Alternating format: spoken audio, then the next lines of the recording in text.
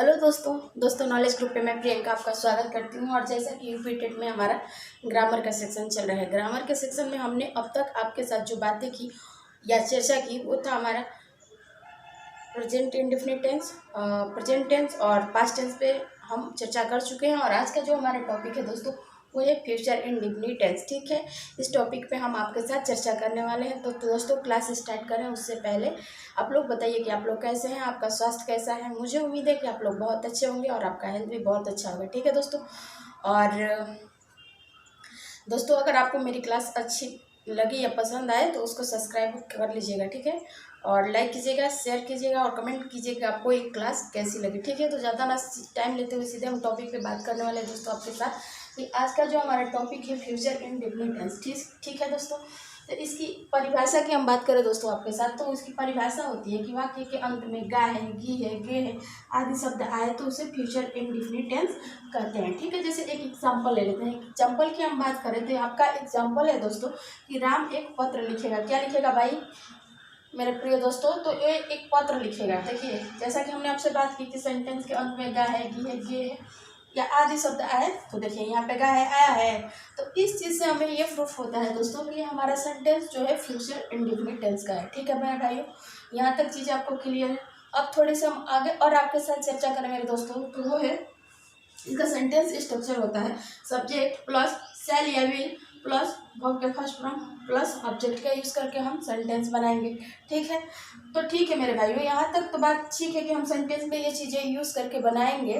लेकिन आप मुझे एक बात और बताओ कि भाई कहाँ शैल का प्रयोग करेंगे और कहाँ विल का प्रयोग करेंगे। ठीक है, ये हमें पता होना चाहिए ना कि हम सेल का कहाँ प्रयोग करेंगे तो विल का कहाँ प्रयोग करेंगे। तो दोस्तों आप डालेंगे यहाँ पे नोट डालेंगे और उसमें आप नोट करेंगे चीज़ें कि अगर आपके सब्जेक्ट में आई और वी आए तो उसके साथ आप सेल का प्रयोग करेंगे और बाकी के जो बचे हुए सेंटेंस है दोस्तों उसके साथ आप किसका प्रयोग करेंगे तो विल का प्रयोग करेंगे। ठीक है दोस्तों, तो आइए मेरे प्रिय मित्रों अब हम बनाते हैं सेंटेंस। तो सेंटेंस हमारा क्या है, थर्ड पर्सन है। और हमने सेंटेंस में नोट में जो बात की आपके साथ दोस्तों कि अगर सब्जेक्ट हमारा आई और वी रहे तो उसके साथ हम किसका यूज करेंगे तो शैल का करेंगे। तो मेरे भाइयों ये थर्ड पर्सन और राम हो जा रहा है तो हम इसके साथ किसका प्रयोग करेंगे तो विल का प्रयोग करेंगे। चलिए बनाइए इस सेंटेंस को। जब हम बनाएंगे दोस्तों तो बनेगा कि Ram will write a letter. ठीक है दोस्तों, तो इस तरह हमारा सेंटेंस बनेगा। ठीक है दोस्तों, मुझे उम्मीद है यहाँ तक चीज़ें आपको अच्छे से समझ में आ चुका होगा। अब आइए और कुछ फ्यूचर इंडेफिनिट सेंटेंस से रिलेटेड कुछ एग्जांपल हम आपके लिए लेके आएंगे ताकि आपका कंसेप्ट एकदम बिल्कुल क्लियर हो जाए। ठीक है दोस्तों, तो हम इस चीज़ को इरेज करने वाले हैं। अगर आप इसका स्क्रीनशॉट लेना चाहते हैं तो आप इसका स्क्रीनशॉट लीजिए दोस्तों, लेकिन आपसे एक रिक्वेस्ट है कि आप इसका प्रॉपर नोट जरूर बनाइएगा। ठीक है, क्योंकि अगर आप नोट्स बनाते हैं उसके बाद आपको केवल प्रैक्टिस की जरूरत पड़ेगी। ठीक है दोस्तों, तो हम इसके कुछ और एग्जांपल आपके साथ डिस्कशन करने वाले हैं ताकि आपका कंसेप्ट बिल्कुल क्लियर हो जाए। ठीक है, अब हम कुछ एग्जांपल ले लेते हैं फ्यूचर इंडेफिनिट सेंटेंस से रिलेटेड। ठीक है दोस्तों, तो हमारा एग्जांपल है दोस्तों कि तुम काम करोगे। एग्जांपल है कि तुम काम करोगे। ठीक है दोस्तों, जब दोस्तों हम इसके इंग्लिश में ट्रांसलेट करेंगे तो हमारा सेंटेंस कैसे बनेगा, जैसे कि हमने बात की सब्जेक्ट अगर आई और वी हो तो उसके साथ सेल का प्रयोग करेंगे, बाकी के जितने भी बचे हुए चीज़ें उनके साथ हम विल का प्रयोग करेंगे। क्या करेंगे, एकदम निश्चिंत होकर आप विल का प्रयोग करेगा आई और वी को छोड़ के। ठीक है, आपका सेंटेंस कतई गलत नहीं होगा। ठीक है, तो हम इसको सेंटेंस को बनाते हैं। तो देखिए वी, ठीक है, वी विल और वर। ठीक है, दूसरा एग्जांपल ले लेते हैं। दूसरा एग्जांपल है दोस्तों आपका कि मैं कल दिल्ली जाऊंगा। दूसरा एग्जांपल है कि मैं कल दिल्ली जाऊंगा। ठीक है दोस्तों जब हम इसको इंग्लिश में ट्रांसलेट करेंगे तो हमारा सेंटेंस बनेगा कि आई, देख लो दोस्तों यहाँ पे आई आ रहा है ना, तो भैया ये अपना सेल लेगा, कह रहा है कि मैं अपना सेल लेके रहूँगा, मैं विल को नहीं आने दूंगा। और हमने आपके साथ बात भी की है मोस्टली कि अगर आई और वी आए तो उसके साथ आप सेल का प्रयोग करेंगे, बाकी के जो भी बचा हुआ सेंटेंस है उसके साथ आप विल का प्रयोग करेंगे। ठीक है, तो आई शैल गो टू दिल्ली कब, टुमारो। ठीक है दोस्तों, अब एक और एग्जांपल ले लेते हैं। तीसरा एग्जांपल ले लें तो आपका एग्जांपल है कि मैं यह काम अवश्य करूँगा। तीसरा एग्जांपल है कि मैं यह काम अवश्य करूँगा।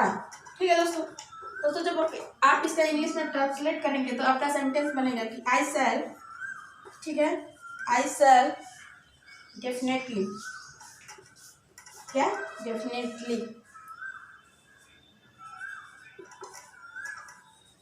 ठीक है, आई शैल डेफिनेटली डू दिस वर्क। ठीक है दोस्तों, अब थोड़ा सा इसमें सेंटेंस स्ट्रक्चर हम आपके साथ फिट करके बता दें ताकि आपको पता चल जाए कि सेंटेंस स्ट्रक्चर ही नहीं होता बल्कि उस सेंटेंस में उसका यूज़ भी होता है। ठीक है, तो देखिए दोस्तों, ये आपका सब्जेक्ट हो गया, ठीक है, इसके बाद ये अपना सेल ले लिया, ठीक है, उसके बाद वर्ब के फर्स्ट फॉर्म, ठीक है, अब बाकी के जो बचा हुआ सेंटेंस है वो ऑब्जेक्ट का अपना काम कर रहे हैं। ठीक है, तो इस तरह हमारा फ्यूचर इंडेफिनिट टेंस का ये सब अफर्मेटिव सेंटेंस थे। आई थिंक कि आपको यहाँ सब चीज़ें समझ में अच्छे से आ गया होगा। अब हम इसके आगे बात करने वाले दोस्तों वो है फ्यूचर इंडेफिनिट टेंस के नेगेटिव सेंटेंस पे। किस पे? तो फ्यूचर इंडेफिनिट टेंस के नेगेटिव सेंटेंस पे। ठीक है दोस्तों, हम बात करने वाले हैं आपके साथ फ्यूचर इंडेफिनिट टेंस के नेगेटिव सेंटेंस पे। नेगेटिव सेंटेंस, देखिए नेगेटिव सेंटेंस कैसे बनते हैं। ठीक है, अब थोड़ी सी इसकी सेंटेंस स्ट्रक्चर की हम चर्चा कर ले दोस्तों। तो इसका सेंटेंस स्ट्रक्चर जो होता है मेरे मित्रों वो होता है सब्जेक्ट, ठीक है, उसके बाद से सेल या विल, ठीक है, प्लस उसके बाद आप किसका यूज करेंगे तो नॉट प्लस वर्ब के फर्स्ट फॉर्म प्लस ऑब्जेक्ट का यूज करके हम सेंटेंस बनाएंगे। ठीक है दोस्तों, अब कुछ इसके एग्जांपल ले लेते हैं। जैसे एग्जांपल है आपका, एग्जाम्पल है कि मैं अपना काम नहीं करेंगे, मैं अपना काम नहीं करेंगे, मैं अपना काम नहीं करूँगा। ठीक है दोस्तों, करूँगा ले लीजिए। ठीक है, जब इसका मैं इंग्लिश में ट्रांसलेट करूँगा दोस्तों तो वो होगा आपका यू विल नॉट, ठीक है, डू योर वर्क। ठीक है दोस्तों, एक और एग्जांपल ले लेते हैं। दूसरा एग्जांपल है कि हम लोग परीक्षा नहीं देंगे। दूसरा एग्जांपल है आपका कि हम लोग परीक्षा नहीं देंगे। ठीक है दोस्तों, जब आप इसे इंग्लिश में ट्रांसलेट करेंगे तो आपका सेंटेंस बनेगा कि we shall not appear at examination. ठीक है दोस्तों हमने आपके साथ बात की कि फ्यूचर इंडेफिनिट टेंस के नेगेटिव सेंटेंस कैसे बनते हैं। ठीक है दोस्तों, और उसके ये रूल प्लस एग्जांपल। अब आइए रूल को फिट करके बताते हैं। देखो, ये सब्जेक्ट हो गया, ठीक है, ये सेल हो गया, ठीक है, ये नॉट हो गया, ठीक है, उसके बाद वर्ब के फर्स्ट फॉर्म अफेयर और आगे जो चीज़ें हुई हैं यूज़ वो ऑब्जेक्ट के रूप में यूज़ करके हमारा सेंटेंस बनाया गया है। ठीक है दोस्तों, मुझे उम्मीद है यहाँ तक चीज़ें आपको अच्छे से समझ में आ गया होगा। अब हम जो बात करने वाले हैं वो आपके साथ वो है फ्यूचर इंडेफिनिट टेंस के इंट्रोगेटिव सेंटेंस। ठीक है, किस पे बात करने वाले हैं तो फ्यूचर इंडेफिनिट टेंस के इंट्रोगेटिव सेंटेंस पे।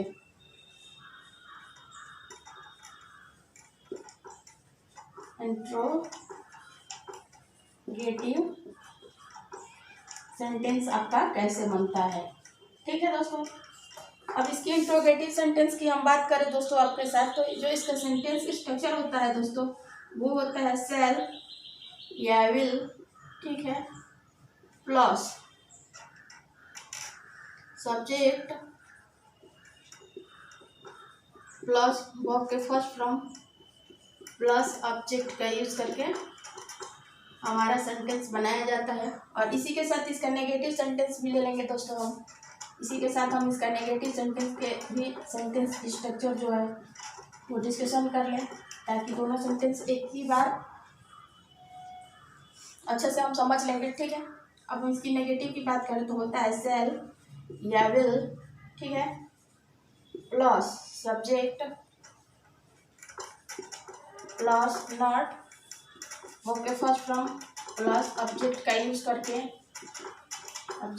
करके हम इसका नेगेटिव सेंटेंस बनाते हैं। ठीक है, अब इसके कुछ उदाहरण ले लेते हैं, ये एग्जाम्पल। तो सबसे पहले इंट्रोगेटिव का हम एग्जाम्पल लेंगे। किसका लेंगे? इंट्रोगेटिव पे बात करेंगे।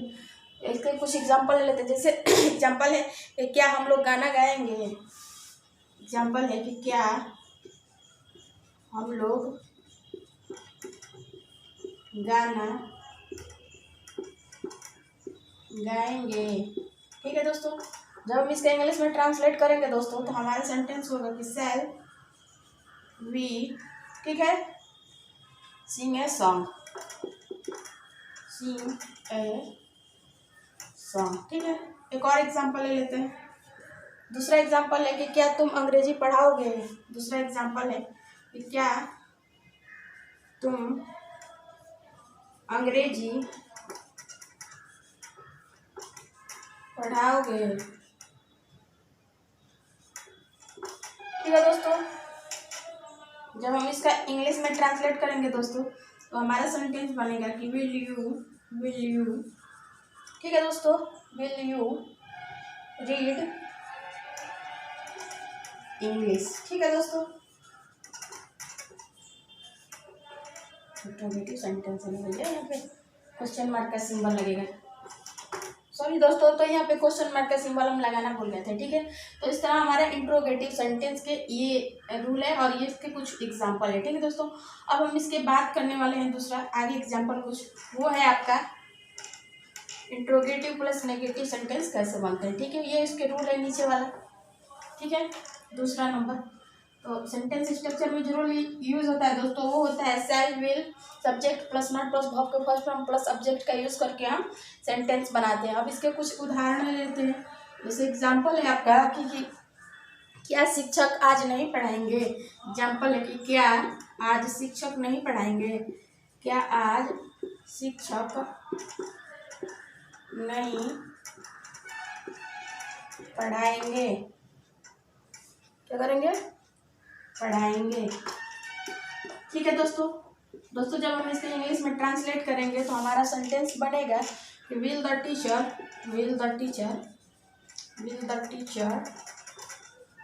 है, विल द टीचर नॉट, ठीक, टीच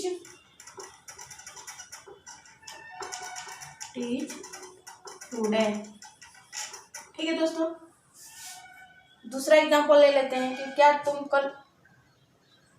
कल नहीं जाओगे। दूसरा एग्जांपल है कि क्या तुम कल नहीं जाओगे। ठीक है दोस्तों, जब हम इसको इंग्लिश में ट्रांसलेट करेंगे तो हमारा सेंटेंस बनेगा दोस्तों कि विल यू नॉट,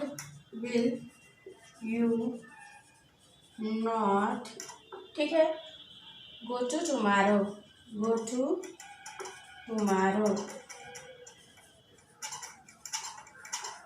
तो इस तरह हमने आपके साथ बात की दोस्तों कि ये हमारा जो था ये था फ्यूचर इंडेफिनिट टेंस के interrogative sentence plus negative sentence के रूल और ये प्लस एग्जाम्पल। ठीक है, आई थिंक आपको यहाँ तक चीज़ें अच्छे से समझ में आ गया होगा। अब हम आगे जो बात करने वाले हैं दोस्तों आपके साथ वो बात करने वाले हैं फ्यूचर इंडेफिनिट टेंस के WH क्वेश्चन कैसे बनते हैं। ठीक है, WH क्वेश्चन कौन सा? तो फ्यूचर इंडेफिनिट टेंस के WH क्वेश्चन। ठीक है दोस्तों, तो मुझे उम्मीद है कि जो चीज़ें बता रहे हैं हम आपको दोस्तों वो बहुत बेहतरीन तरीके से आपको अच्छे से समझ में आ रहा है। ठीक है, अब हम जो बात करने वाले हैं वो है WH क्वेश्चन। ठीक है, क्या होता है WH क्वेश्चन? तो अगर सेंटेंस के शुरू में अगर हाउ, व्हाट, वेयर, ठीक है, व्हेन, ठीक है दोस्तों, व्हेन हो गया और क्या हुआ? वाई शुरू में आए, ठीक है। उसके बाद सेल या विल, ठीक है दोस्तों। उसके बाद आप जो प्रयोग करेंगे सब्जेक्ट का, उसको वर्ब का फर्स्ट फॉर्म प्लस ऑब्जेक्ट का यूज करके आप WH क्वेश्चन बनाएंगे दोस्तों, ठीक है। तो इसको आप अपने नोटबुक में नोट करेंगे दोस्तों। अब कुछ इसके उदाहरण देख लेते हैं। जैसे एग्जाम्पल की बात करें तो एग्जाम्पल है दोस्तों कि तुम क्या करोगे,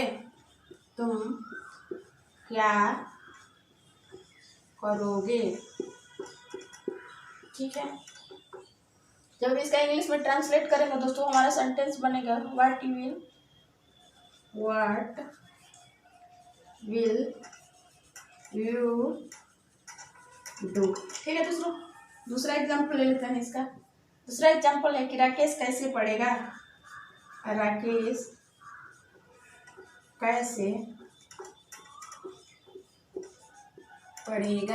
ठीक है दोस्तों। क्वेश्चन मार्क का सिंबल है। जब हम इसका इंग्लिश में ट्रांसलेट करेंगे दोस्तों तो होगा हमारा सेंटेंस कि हाउ विल राकेश रीड, ठीक है दोस्तों। तो ये थे फ्यूचर इंडेफिनिट टेंस के WH क्वेश्चन और उसके ये सेंटेंस स्ट्रक्चर और उसके बाद ये उसका एग्जाम्पल, ठीक है दोस्तों। मुझे उम्मीद है यहाँ तक चीज़ें आपको अच्छे से समझ में आ गया। और थोड़ा सेंटेंस स्ट्रक्चर में आपको फिट करके दिखा दूँ तो देखो, हाउ प्लस विल, ठीक है भैया। उसके बाद से सब्जेक्ट आपका राकेश हो गया, ठीक है। उसका वर्ब का फर्स्ट फॉर्म और आगे भी सेंटेंस में जो चीज़ें होंगी उसको जोड़ के ऑब्जेक्ट के साथ हमारा सेंटेंस इस तरह कंप्लीट हो जाता है, ठीक है दोस्तों। तो मुझे उम्मीद है कि यहाँ तक चीज़ें आपको अच्छे से समझ में आ गया होगा। अब हम जो आपसे आगे बात करने वाले हैं दोस्तों वो है फ्यूचर इंडेफिनिट टेंस के WH question plus negative sentence कैसे जोड़ के बनते हैं। कैसे बनते हैं, तो नेगेटिव सेंटेंस कैसे जोड़ के बनते हैं, ठीक है।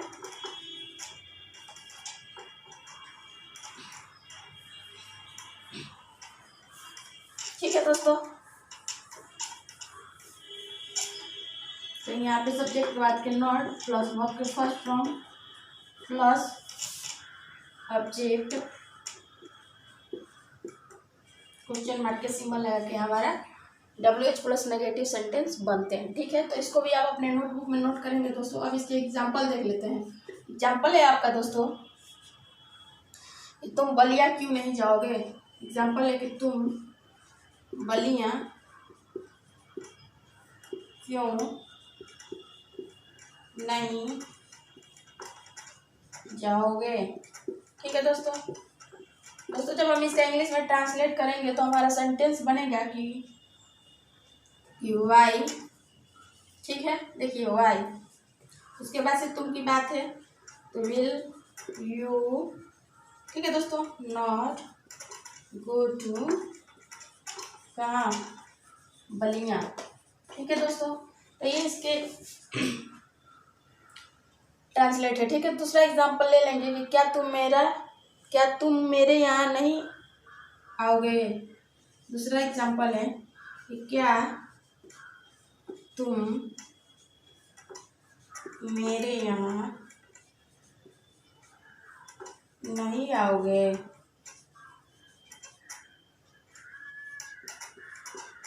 ठीक है दोस्तों। जब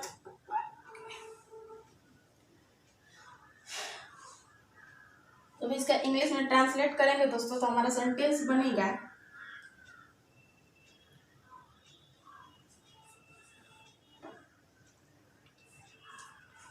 कि विल यू नॉट, ठीक है दोस्तों, कम टू मी, ठीक है दोस्तों। आई थिंक कि आपको यहाँ तक रूल प्लस एग्जाम्पल अच्छे से समझ में आ गया हो। और कुछ एग्जाम्पल ले लेते हैं इसके, एंड वो लास्ट एग्जाम्पल होगा। एग्जाम्पल है तीसरा एग्जाम्पल है कि सरकार गरीबों के लिए क्या करेगी, क्या नहीं करेगी, ठीक है। एग्जाम्पल है कि सरकार गरीबों के के लिए क्या नहीं करेगी। ठीक है दोस्तों, जब हम दोस्तों इसको इंग्लिश में ट्रांसलेट करेंगे तो होगा कि व्हाट, ठीक है, व्हाट विल गवर्नमेंट नॉट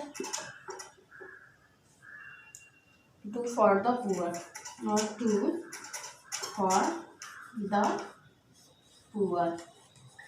ठीक है दोस्तों, तो ये थे दोस्तों फ्यूचर इंडेफिनिट टेंस से रिलेटेड आज का क्लास। आई थिंक कि आपको बहुत अच्छे से समझ में आ गया होगा। अगर आपको अच्छे से समझ में आ जाए दोस्तों तो आप हमारे चैनल को लाइक, शेयर और आप कमेंट कीजिए कि आपको ये क्लास कैसे लगी, और इसी तरह के क्लास के लिए आप हमारे साथ बने रहिए। फिर मिलते हैं नेक्स्ट वीडियो के साथ, तब तक के लिए thank you and God bless you.